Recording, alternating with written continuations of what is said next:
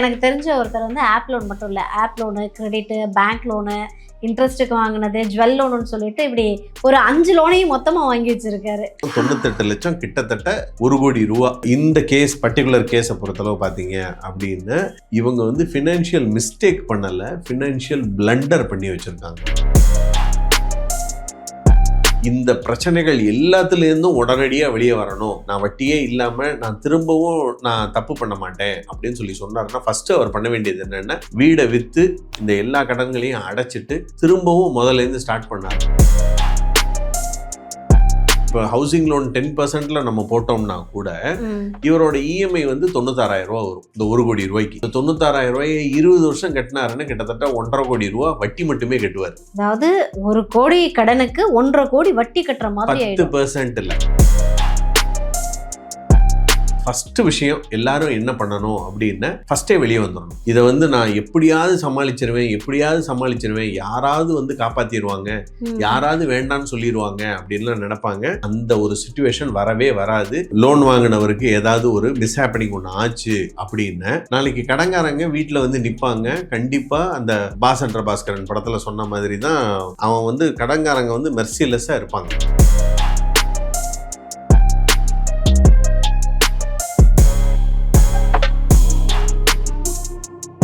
Sir, நீங்கள் வந்து இதுக்கு முன்னாடி நம்ம ஒரு எபிசோட் பேசணும். ஆக்சுவலி வந்து ஒரு ஃபினான்ஷியலாக ஒரு 5 மிஸ்டேக்ஸ் வந்து பண்ணவே கூடாதுன்னு சொன்னீங்க. பட் எனக்கு தெரிஞ்ச ஒரு பர்சன் வந்து நான் கேஷுவலாக பேசினேன். அப்போ அவங்க சொன்ன ஒரு விஷயம் வந்து எனக்கு பயங்கர ஷாக்கிங்காக இருந்தது. நான் சொல்கிறேன், தயவு செஞ்சு வந்து நீங்கள் வந்து அதை பெருசாக எடுத்துக்காதீங்க, அதுக்கு சொல்யூஷன் மட்டும் கொடுங்க. பிகாஸ் என்ன அப்படின்னா அப்படி ஒரு விஷயம், நீங்கள் வந்து ஆப் லோனே எடுக்கக்கூடாதுன்னீங்க. பட் எனக்கு தெரிஞ்ச ஒருத்தர் வந்து ஆப் லோன் மட்டும் இல்லை, app loan, credit, bank loan, இன்ட்ரெஸ்ட்டுக்கு வாங்கினது, ஜுவல் லோனுன்னு சொல்லிட்டு இப்படி ஒரு 5 லோனையும் மொத்தமாக வாங்கி வச்சிருக்காரு. நீங்கள் எதெல்லாம் மிஸ்டேக் பண்ணக்கூடாதுன்னு சொன்னீங்களோ அது எல்லாம். 5 லோன் வாங்கினதுக்கே எப்பான்றீங்க, அது எவ்வளோ அமௌண்ட்டுன்றதையும் நான் சொல்லிடுறேன். சரி, 9 பேங்க்கு 6 லட்சம் ரூபாய் கிரெடிட் கார்டில் மட்டும் வாங்கியிருக்காங்க. சரி, ஓகேயா? அது இல்லாமல் ஹவுஸ் லோன் பார்த்தீங்கன்னா 42 lakhs, ஜுவல் லோன் பார்த்தீங்கன்னா 22 lakhs. ஓகேயா? அதுக்கப்புறமா ஆப்ல மட்டும் வாங்கினது ஒரு 16 லட்சம் வாங்கியிருக்காங்க. ஆப்ல மட்டும், லோன் ஆப்ஸ்ல மட்டும் 16 லட்சம் வாங்கியிருக்காங்க. இப்படி இது எதுவுமே இல்லாம இன்ட்ரெஸ்ட்டுக்கு தனியா வெளியில வாங்கியிருக்காங்க. அது எவ்வளவு அப்படின்னு பாத்தீங்கன்னா கிட்டத்தட்ட 12 லட்சம் 4 பைசா வட்டிக்கு. இதெல்லாம் 4 பைசா வட்டி, 4 பைசான்னா 48%. 12 லட்சம் மொத்தமா வந்து ஐ திங்க் ஒரு 1 crore லைக். ஆமா, நீங்க சொல்றதுபடி பார்த்தா ஒரு கிரெடிட் கார்டு ஒரு 6 லட்சம், ஆப் லோன் ஒரு 16 லட்சம், ஹவுசிங் லோன் ஒரு 42 லட்சம், வெளிக்கடன் 12 லட்சம், ஜுவல் லோனு 22 லட்சம், ஆக மொத்தம் 98 லட்சம், கிட்டத்தட்ட 1 கோடி ரூபா. ஓகே, இப்படி சொல்றவர் எவ்வளவு சம்பாதிக்கிறாரு மாசம்? அவங்க ஹஸ்பண்ட் அண்ட் ஒய்ஃப் சேர்ந்து ஒரு 2 lakhsக்குள்ள வரும். 2 லட்சம் ரூபா. எஸ், 2 பேரோட தான் நீங்க. Okay, great. இந்த கேஸ் பர்டிகுலர் கேஸை பொறுத்தளவு பார்த்தீங்க அப்படின்னு இவங்க வந்து ஃபினான்ஷியல் மிஸ்டேக் பண்ணலை, ஃபினான்ஷியல் பிளண்டர் பண்ணி வச்சுருக்காங்க. ஏன் அப்படின்னு பார்த்தீங்கன்னா இந்த 4 பைசா வட்டிக்கு வந்து பிஸ்னஸ் பீப்புள் வாங்கினா அது கரெக்டாக இருக்கும், இல்லை வேற ஒரு மெடிக்கல் எமர்ஜென்சிக்காக வாங்கினாங்கன்னா அது கரெக்டாக இருந்திருக்கும். பட் இவங்க என்ன எமர்ஜென்சிக்கு வாங்கினாங்கன்னு தெரில. எனக்கு தெரிஞ்சு அந்த வீடு கட்டுறதுக்கு 42 லட்சம்னு சொல்லியிருக்கீங்க. எனக்கு தெரிஞ்சு அதை மேனேஜ் பண்ணுறதுக்கு தான் வாங்கியிருப்பாங்கன்னு நினைக்கிறேன் நான். ஸோ வீடு கட்டுறதுக்கு 4 பைசா வட்டியில் வாங்குறது பெரிய தவறு. அது நம்பர் 1. நம்பர் 2 வந்து இந்த கிரெடிட் கார்டில் உள்ள 6 லோன்.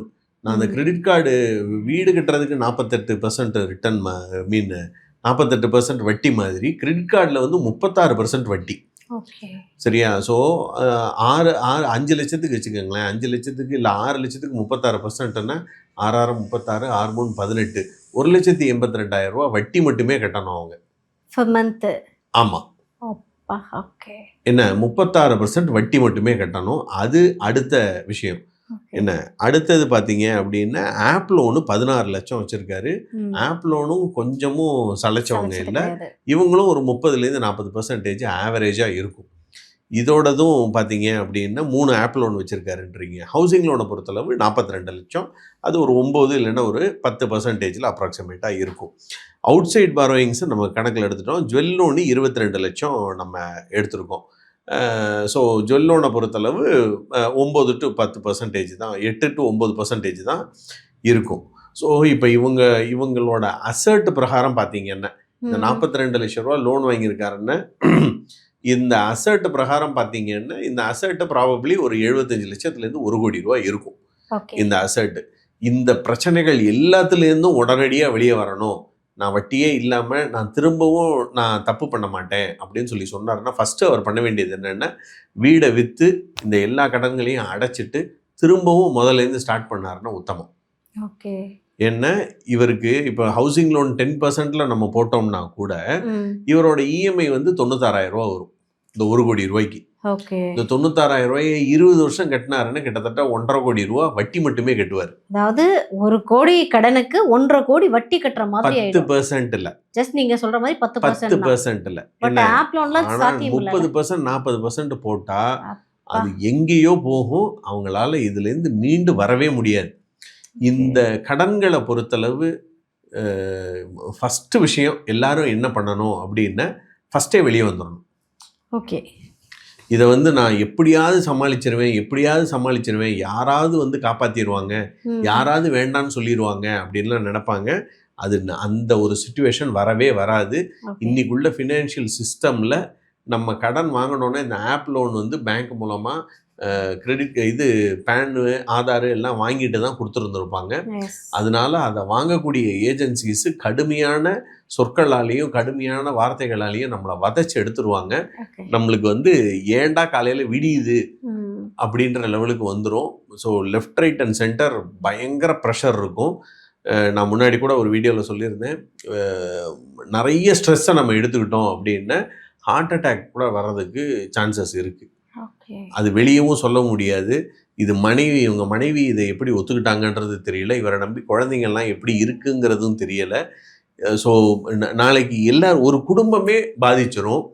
அன்றைக்கும் என்ன தான் பண்ணுவாங்க, அப்பா இறந்து போயிட்டாரு, கடன் 1 கோடி ரூபா இருக்குது, எந்த கடன்காரனும் என்ன பண்ண மாட்டான், பாவம் செத்து போயிட்டாரு போனால் போது எங்களுக்கு வர வேணான்னு ஒரு ரூபாயை சொல்ல மாட்டான். லோன் வாங்கினவருக்கு ஏதாவது ஒரு மிஸ்ஹேப்பனிங் ஒன்று ஆச்சு அப்படின்னா நாளைக்கு கடன்காரங்க வீட்டில் வந்து நிற்பாங்க. கண்டிப்பாக அந்த பாசன்ற பாஸ்கரன் படத்தில் சொன்ன மாதிரி தான் அவன் வந்து கடன்காரங்க வந்து மெர்சிலெஸ்ஸாக இருப்பாங்க. அப்போவும் நம்ம வீடை விற்று தான் என்ன பண்ணணும், நம்ம கடனை அடைக்கணும். அதுக்கு பதிலாக இப்பொழுதைக்கு கடன்லேருந்து நான் வெளியே வரணும், நான் இந்த மாதிரி தெரியாமல் நம்ம லோன் வாங்கிட்டோம் அப்படின்னு சொல்கிறதுக்கு அவங்க வீடை விற்றுட்டு அந்த கடனை அடைச்சிட்டு திரும்பவும் ஃப்ரெஷ் ஸ்டார்ட் பண்ண சொல்லுங்கள். 2 லட்ச ரூபா சம்பளம் இருக்குது, 2 லட்ச ரூபா சம்பளக்காரருக்கு 1 கோடி ரூபா வீடு தாராளமாக 10%லேயே நம்மளுக்கு கிடைக்கும். அந்த மாதிரி கூட அவர் ஃப்ரெஷ் ஸ்டார்ட்டு தாராளமாக பண்ணலாம். இப்படி தான் பண்ணணும்னு இல்லை. இந்த காட்டுக்குள்ளே வந்து குரங்கை பிடிக்கிறதுக்கு உபயோகப்படுத்துகிற உத்தி என்ன அப்படின்னு கேட்டிங்கன்னா, ஒரு பாட்டில் உள்ளுக்குள்ளே கடலையை போட்டு வச்சுருவாங்க. சரியா, போட்டு வச்சுட்டு அந்த பாட்டிலோட நெக்கை இன்னொரு இடத்துல கயிறில் வச்சுருப்பாங்க. குரங்கு வந்து கடலையை எடுக்கும். எடுத்துட்டு குரங்குக்கு தெரியாது அந்த கடலையை விட்டால் தான் கையை வெளியே வரும்னு. இவங்க அந்த டப்பாவோட அப்படியே பிடிச்சி இழுத்து அந்த குரங்கை கட்டி போட்டுருவாங்க. இப்போ நம்ம பெரும்பாலானோர் இந்த லோனை வாங்கி வச்சுட்டு இந்த மாதிரி ஒரு கஷ்டத்தில் தான் அவதிப்பட்டுருக்கோம். நீங்கள் பண்ண வேண்டியது இந்த கடலையை விட்டுருங்க. திரும்பவும் நம்ம ஃப்ரெஷ் ஸ்டார்ட்டு தாராளமாக பண்ணலாம். நாளைக்கு ஏதாவது ஒன்றுன்னா எதுவும் திரும்ப வராது, யாரும் நம்மளுக்கு ஹெல்ப் பண்ண வரவே மாட்டாங்க. அதுவும் ஒரு உச்சக்கட்ட ஸ்ட்ரெஸ்ஸில் இருக்காங்கன்னு வச்சுக்கோங்களேன், அந்த ஃபேமிலியை காப்பாற்றுறதுக்கு கூட ஃப்ரெண்ட்ஸு கூட வரமாட்டாங்க. ஏன்னா அவங்களுக்கு 100% தெரியும் இவங்களால திரும்பி தர முடியாது அப்படின்னு. அப்போ அவங்களும் உதவுறவங்களும் முன் வர மாட்டாங்க. அப்போ அவங்கள சொல்லியும் குத்தம் இல்லை, அவங்க அவங்களோட சேஃப்டியை பார்க்கணும். அதனால அவன் என்னை பொறுத்தளவு இந்த வீடியோவை அவர் பார்த்துட்டு இருந்தாருன்னா ஃபஸ்ட்டு இந்த விஷயம் பண்ணலாம். இல்லை நான் அது பண்ண மாட்டேன் அப்படின்னு சொல்கிறாரு அப்படின்னா அவருக்கு 2வது ஆப்ஷன் என்னன்னா, வேறு ஏதாவது ஒரு லோனை ஒன்று வேறு யார்ட்டையாவது கம்மியான வட்டிக்கு வாங்கி ஃபஸ்ட்டு இந்த ஆப் லோனையும் வெளியில் வாங்கின இந்த 4 பைசா லோனையும் ஃபஸ்ட்டு அடைக்கணும். அதுதான் அவர் பண்ணக்கூடிய அந்த விஷயம். ஆப் லோன் 16 லட்சம் இருக்குது, அவுட் சைட் லோனு 12 லட்சம் இருக்குது, கிட்டத்தட்ட 28 லட்சம் ரூபா இருக்குது. இந்த 28 லட்சம் ரூபா லோனை என்ன பண்ணணும், அடைக்கணும். இந்த 42 லட்ச ரூபா வீடு எனக்கு தெரிஞ்சு இது ஒரு 3-4 வருஷம் வச்சுருந்தாருன்னா இதோட வேல்யூஷன் ஒரு 10-20 லட்ச ரூபா கூடி இருந்திருக்கும். அந்த லோன்லேயே அவர் என்ன பண்ணலாம், ஒரு டாப் அப் ஒன்று போட்டாருன்னா கூட இன்னொரு 20 லட்ச ரூபா 25 லட்ச ரூபா கிடைக்கும். அப்போ அந்த லோனை வாங்கியாவது இந்த லோனை என்ன பண்ணிடணும், ஃபஸ்ட்டு க்ளோஸ் பண்ணணும். இந்த 28 லட்ச ரூபாய்க்கு அவர் கட்டக்கூடிய வட்டி குறையும். அது 10% ஆட்டோமேட்டிக்காக மாறிடும் நம்மளுக்கு. ஸோ இது அவர் பண்ணலாம். அடுத்தது இந்த கிரெடிட் கார்டு 3 இந்த 34 லட்ச ரூபா லோனை அவர் ஃபஸ்ட்டு என்ன பண்ணணும், க்ளோஸ் பண்ணுனானா 30-லேருந்து 40% வட்டியிலேருந்து அவர் தப்பிக்கவே முடியும். அதுலேருந்து அவர் அப்போ தான் வெளியே வர முடியும். அப்போ அவருக்கு கொஞ்சம் ஈஸியான இந்த 42 லட்ச ரூபா ஹவுசிங் லோனும் 22 லட்ச ரூபா ஜுவல் லோனும் கிட்டத்தட்ட ஒரே ரேட் ஆஃப் இன்ட்ரெஸ்ட் 8-9% இருக்கும். ஓரளவுக்கு அவர் ப்ரீத்திங் பண்ணலாம். இல்லைன்னா அவங்க வந்து மாதம் வட்டி கட்டியே ஒரு பீரியடுக்கு மேலே, நான் சொல்கிறது இது ஒரு வருஷம் அவர் வட்டியே கட்டுறாருன்னு வச்சுக்கோங்க. 1 கோடி ரூபாய்க்கு அவர் 30% கட்டுறாருன்னா 3 லட்சம் ரூபா கிட்ட வட்டியே அவர் கட்டிக்கிட்டு இருப்பார் மாதம். அது தேவையில்லாத விஷயம். அதுக்காக தான் நாங்கள் வீடை வீங்கன்னு சொல்கிறேன். ஸோ இப்படி வந்து அவங்க நிம்மதியாகவும் தூங்கவும் முடியாது. அவங்கள குழந்தைங்களும் கஷ்டப்படும் அப்பா பண்ணுற ஒரு தப்புனால.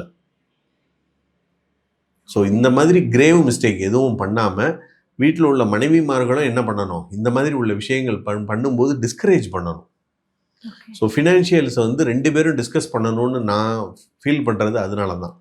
நான் ஃபினான்ஷியல் பிளானிங் பண்ணும்போது ஹஸ்பண்ட் ஒய்ஃபு 2 பேரையும் பக்கத்தில் உட்கார வச்சு தான் நான் பேசி தான் ஃபினான்ஷியல் பிளானிங் பண்ணுவேன். அப்போ தான் இவங்க பண்ணக்கூடிய செலவுகள் என்னங்கிறதே ஓரளவுக்கு தெரிய வரும். ஸோ இந்த மாதிரி கிரேவ் மிஸ்டேக்ஸு தயவு பண்ணி இந்த வீடியோவை பார்த்துட்டு இருக்கிறவங்க யாரும் பண்ணக்கூடாது. ஏன்னா இதை அடைக்கிறதுக்கு நிறைய வழிகள் இருக்குது.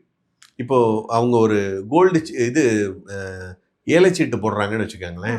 இந்த 1 லட்ச ரூபாயை ஏலச்சீட்டில் கட்டினா கூட 20 லட்சமாக அவங்க எடுத்துடலாம். ஒரு 3வது 4வது சீட்டில் கூட தர்றதுக்கு இன்றைக்கி நிறைய பேர் இருக்காங்க. அந்த 4வது சீட்டில் அவங்க எடுத்தாங்கன்னா கூட ஒரு 16 லட்ச ரூபா வரும். 16 லட்சத்தை எடுத்து இந்த லோனை அடைச்சிட்டாங்கன்னா அவங்களுக்கு ஒரு பெரிய பர்டன் குறையும். அடுத்த ஒரு 20 மாசத்துல முடிஞ்சிடும். விச் மீன்ஸ் ஹார்ட்லி ஒரு 5 இயர்ஸ்ல அவங்க என்னவே பண்ணிடலாம், எல்லா லோன்லேருந்துமே வெளியே வந்துடலாம் ஈஸியா. ஸோ ஃபினான்ஸுங்கிறது ரொம்ப சிம்பிளான சப்ஜெக்ட்டுங்க. நம்ம தான் என்ன பண்ணிக்கிறோம், காம்ப்ளிகேட் பண்ணிக்கிறோம். அவங்க கேட்டால் ஒவ்வொருத்தவங்க அவங்களுக்கான சூழ்நிலைகளை சொல்லுவாங்க. ஏன் நிலைமையில நீ இருந்து பார்த்தா தான் தெரியும் அப்படின்னு. ஃபஸ்ட்டு ஒரு லோன் ஒன்று வாங்குறதுக்கு முன்னாடி அந்த கெப்பாசிட்டிக்கு தகுந்த லோன் வாங்கி நம்மளால் பண்ண முடியுமா, அகலக்கால் நம்ம வைக்கிறோமா இல்லையாங்கிறத நம்ம கணிச்சிட்டு தான் நம்ம பண்ணணும். அதுதான் கரெக்டாக இருக்கும். பொதுவாகவே வந்து அந்த பழைய காலத்துலலாம் வந்து பாட்டிங்க சொல்லுவாங்க, ஒரு வீட்டில் வந்து எக்ஸ்பென்ஸ் ஜாஸ்தியாகுதுன்னா விரலுக்கேற்ற வீக்கத்தை நம்ம எப்போவுமே கடைபிடிக்கணும் அப்படின்னு சொல்லிட்டு. கண்டிப்பாக. ஸோ கண்டிப்பாக இந்த மாதிரி தப்பை யாரும் பண்ணக்கூடாது அப்படின்னு நம்மளோட வீடியோ பார்த்ததுக்கப்புறம் நிறைய பேருக்கு தெரியும் அப்படின்னு நானும் நம்புறேன் சார். பிகாஸ் நீங்கள் சொன்ன அந்த 5 மிஸ்டேக் யாரும் பண்ணக்கூடாதுன்னு சொன்ன விஷயத்தை இவங்க பண்ணியிருக்காங்கன்னு நான் நினைக்கிறேன். ஸோ இனிமேல் வந்து நம்ம வீடியோ பார்த்ததுக்கப்புறம் எல்லாருமே வந்து ஃபினான்ஷியலாக கொஞ்சம் ஸ்டேபிளாக இருப்பாங்க, ஃபேமிலியாக உட்காந்து பேசி ஒரு டிசிஷன் எடுப்பாங்கன்னு நானும் நம்புகிறேன். Thank you so much. நன்றி.